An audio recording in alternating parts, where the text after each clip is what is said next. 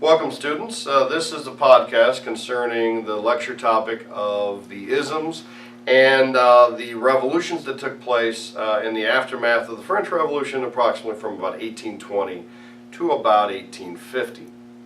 Now, in terms of the isms, what I'd ask that you think about and kind of reflect on is we're going to talk about four major isms at this juncture of time. We're talking about primarily Romanticism, which started out as a literary and artistic movement, but which did kind of transition into a more social movement. We're going to revisit the issue of liberalism as it relates to both political liberalism and economic liberalism. And that's going to connect back to the ideas of John Locke, primarily in terms of that political liberalism, and to the ideas of Adam Smith in terms of that economic liberalism. Those are the two main thinkers you should keep in mind when thinking about both political and economic liberalism. Our third topic is a topic that we mentioned on the last podcast about the French Revolution, which is the ism that we call conservatism. Now, conservatism is kind of the opposite of liberalism, so I don't know if we can talk about it as really its own ideology, but it is a reaction to the changes that were taking place in the 1700s.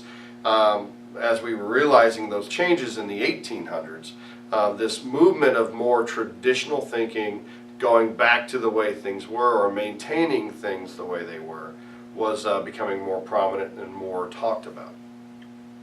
The fourth major ism in this section that I want to talk about is the issue of nationalism.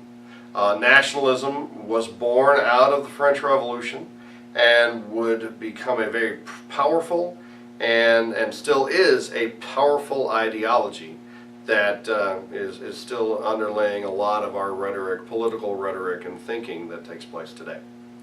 And then, of course, we're going to also, then after we talk about these isms and how they kind of work together, we're going to talk about as well the aftermath of these ideas, or the effect of these ideas, which come in the form of unification movements and revolutions that took place around the European world and other parts of the world. So, talking about our first ideology, I don't want to spend a lot of time talking about it since you've read Frankenstein or are reading Frankenstein. You've had the opportunity to kind of get familiar with the literary side of Romanticism. And Romanticism is, as you saw in the PowerPoint, it is a kind of a return to traditional ideas about the supernatural. It focuses on the supernatural and the bizarre. It also seeks to kind of focus on traditional values and traditional life. Now, it does embrace some different ideas. It also embraces a very naturalistic element, which makes it very different from conservatism.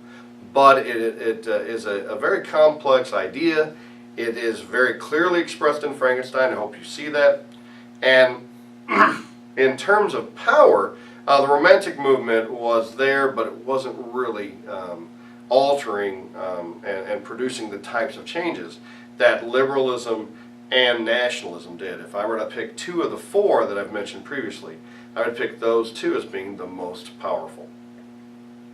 So without much ado, let's talk about liberalism. Now, liberalism as a basic idea is an embrace of new ideas, new way of doing things, new thoughts. And so what is liberal can change based on the time frame. So for example, liberalism of the 1700s, as it became established, the liberal idea was economic and political liberalism, constitutionalism. Those ideas, as they became established and became ingrained in European life, ceased to be liberal and transitioned into being traditional or conservative. And so liberalism as a generic idea is the push to experiment and to basically adopt new ideas, new social strategies, new ways of doing things. So right now, for the current 20th century, let's say, one of the new ideologies, or the liberal ideologies that we have, is more government control in the form of, for example, socialized healthcare, socialized education, programs such as those. And those are ideologies. Socialism and communism are ideologies we're going to talk about in our next set of isms, which I call on the PowerPoints Isms 2. But back to the 1700s, we're talking about liberalism as it was expressed in the 17 and 1800s. And that liberalism took two forms. It was economic liberalism, which is the ideas of Adam Smith, more commonly referred to as capitalism. And it was also the ideas of John Locke and the theory of the right of revolution that is expressed in Lockeanism or, kind of liberalism, constitutionalism. And so if we take a look at Adam Smith's ideas again, Adam Smith was a pioneer in the idea that wealth was not limited, and as a result, you could achieve wealth and continue to aspire to achieve more wealth without having an end in sight. Now, how that expressed itself, though, in relation to politics is what we sometimes refer to as laissez-faire economics, which means let it alone. It's the belief that a government should not impede an individual's right to achieve wealth, and they should not overtax it either. And so the idea of laissez-faire economics or economic liberalism is to have a hands-off government approach in which individuals, middle-class individuals, upper-class individuals, lower-class individuals, are allowed the freedom to go ahead and try to achieve as much wealth as possible.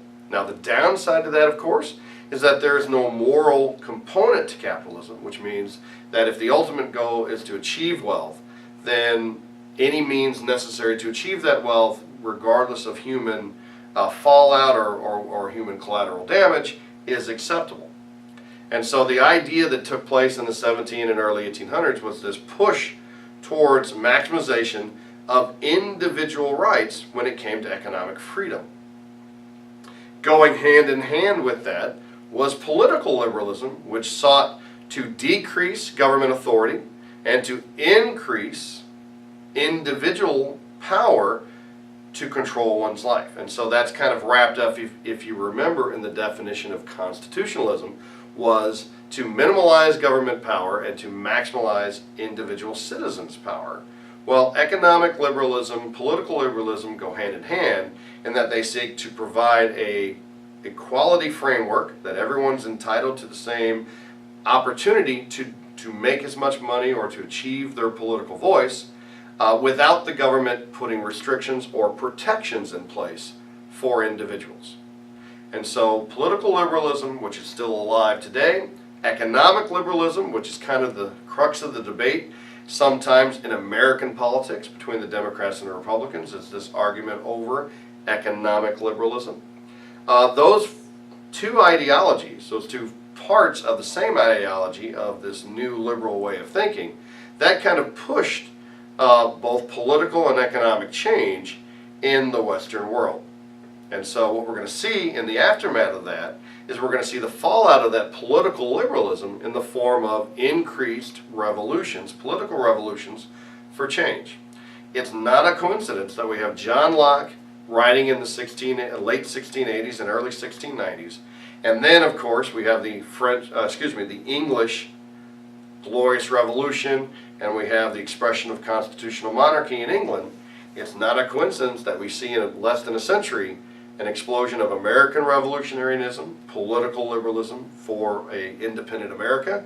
We see French revolutions, and then in the 1820 we're going to see a Greek Revolution. In 1830 we're going to see a Serbian Revolution, which, keep that in your mind, the Serbian Revolution is going to be very important when we talk about World War I and the causes of World War I. And we also see the decolonization effort of Central and South America as they look to throw off the more traditional monarchical control of both Spain and other European countries. So all of these factors kind of tie together. Conservatism is not an ideology that I'll spend a lot of time talking about because it's as we've mentioned before, it's a dedication to maintaining the status quo or maintaining what is already in place. And so conservatives look to prevent or to limit change. So the conservatives of the 16 and 1700s tried to avoid new ideas in science and technology. They tried to avoid new ideas in politics when it came to government. They wanted to keep those old absolute governments in place. So conservatives of today, of course, are going to maintain the status quo of today. And so keep that in mind. So conservatism is this idea of kind of elevating traditional ideas, traditional values, and maintaining the way things are. The last ideology I want to talk about real quick is nationalism. And nationalism is one of those movements that started in the 1800s. It grew out of the French Revolution. That's how Napoleon got the French people united, was by giving them a new identity. Not an identity based on religion, which had been deconstructed during the Enlightenment period. Not an identity based on your family, but he tried to create and did create an ideology based on your country. You are part of a whole, and you work together to make your country the best that it can be. And that helped to unify the French, and in the aftermath of the French Revolution, all the countries saw how important that was, how powerful it was, and they began to implement these nationalistic strategies. Nationalistic strategies like consolidating language, making one core language. So everybody who is French speaks French. They don't speak dialects of French. They don't speak different forms of French. There's a unified French language. For example, creating an ideology or a shared history. Everyone tells the same kind of fairy tales and kind of stories when you're kids. The book of Grimm's fairy tales was a nationalistic movement to basically codify the stories that children read to give them points of communication and reference with each other to build a stronger German state. Conversely, nationalism can also be extremely problematic when it comes between nations dealing with other nations. Nationalism or state nationalism seeks to be the best, and the only way to prove you're the best in the eyes of nationalists is usually by going to war or by denigrating or knocking down other groups of people. And so we have this nationalistic, this state nationalistic push. You'll see on the outline on the PowerPoint, you'll also see a mention of what's called ethnic nationalism. Now, if you're trying to build nationalism and you don't have a state to build around, then what groups can do is they can build around a cultural identity or an ethnic identity. And that's what ethnic nationalism does. And what we're going to see, the impact of nationalism, is in those revolutions that take place in 1820, 1830, 1840. If there's not a state present, then the identity that is created is an ethnic identity. And those ethnic identities then begin to clash. We see it in the 1840s, especially in the 1848 revolution that takes place in the Austro-Hungarian Empire. We see it, quite honestly, in the aftermath of World War II, when we see the consolidation of several different ethnic groups into one country, for example, Yugoslavia. Those countries eventually fragment and break apart due to that ethnic identity. So keep those in mind. We have ethnic identity, we have nationalism, which is a very powerful ideology and which is going to create the circumstances by which two countries in particular, we're not going to talk about them now, but two countries will come together that had never existed. The country of Italy, which was founded in 1861, and the country of Germany, which is a combination of German-speaking people out of Prussia and parts of Austria. That country came together in 1871. And so nationalism was extremely powerful and built countries in the 1800s, and those countries, particularly Germany, would go on to dramatically impact world history in the form of World War I and World War II. So keep the four ideologies, four isms in mind. Nationalism, Romanticism, liberalism, and conservatism, the two most powerful being nationalism and liberalism. And take a look at the revolutions and many different revolutions that took place. I understand that's not all the ideologies we could talk about, but those are the main four that I think we should focus on. Thank you.